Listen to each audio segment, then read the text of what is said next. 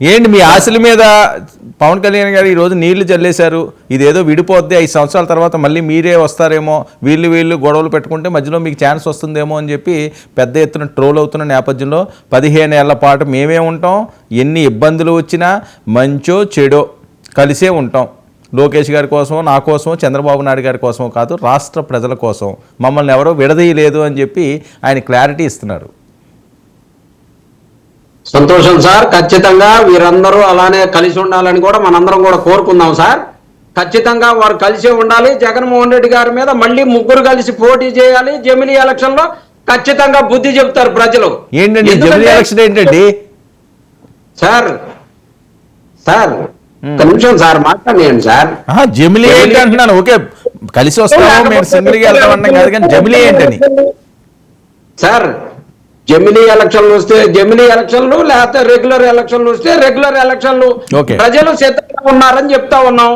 అలాగే ఈ రోజు గవర్నర్ గారి ప్రసంగంలో నిన్న జరిగినటువంటి ప్రసంగంలో 4 లక్షల ఉద్యోగాలు ఇచ్చామని చెప్పేసి ప్రసంగంలో చదివిచ్చారు.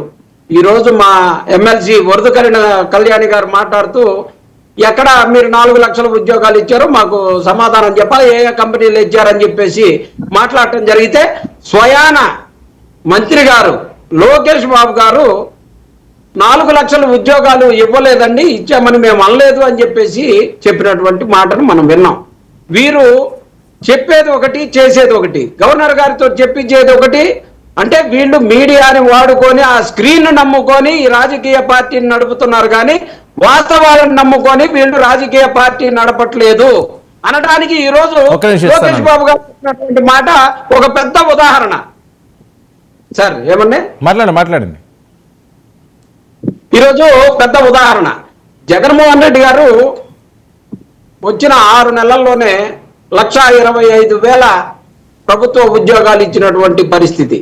ఆ రోజు నుంచి జగన్మోహన్ రెడ్డి గారు భారతదేశంలోనే ఎక్కడా లేనటువంటి, ఏ రాష్ట్రం కూడా ఇవ్వనటువంటి 2,52,000 ప్రభుత్వ ఉద్యోగాలు ఇచ్చినటువంటి గొప్ప నేత జగన్మోహన్ రెడ్డి గారు. ఈ రోజు ఒక గ్రూప్ 2 ఎగ్జామ్ నడిపించడానికి దానికి చంద్రబాబు నాయుడు గారు చెబితే అక్కడ ఏపీఎస్సి వాళ్ళు వినట్లేదంట. అధికారులు రాధిక మేడమో ఎవరో ఉన్నారంట, వాళ్ళు వినట్లేదంట. ఒక ముఖ్యమంత్రి గారు చెబితేనే విననటువంటి పరిస్థితుల్లో ఈరోజు గందరగోళంగా ఏ పరిస్థితులు చూసుకున్నా, తిరుపతి ఘటన చూసుకున్నా, తొక్కిసలాటలు చూసుకున్నా, లేకపోతే మర్డర్లు, రేపులు, మానభంగాలు, ఆంధ్రప్రదేశ్లో అభివృద్ధి కాదు కదా, సంక్షేమం నడిపేటటువంటి శక్తి లేని, శక్తిహీనమైనటువంటి ప్రభుత్వం అండి ఇది. ఇలాంటి ప్రభుత్వాన్ని వీళ్ళు 15 సంవత్సరాలు మేము కలిసే ఉంటాం కూటమిగానంటే ఖచ్చితంగా మీరు 15 సంవత్సరాలు కలిసే ఉండాలి. జగన్మోహన్ రెడ్డి గారు మళ్ళీ ముఖ్యమంత్రి అయ్యేదానికి ప్రజలు సిద్ధంగా ఉన్నారని చెప్పేసి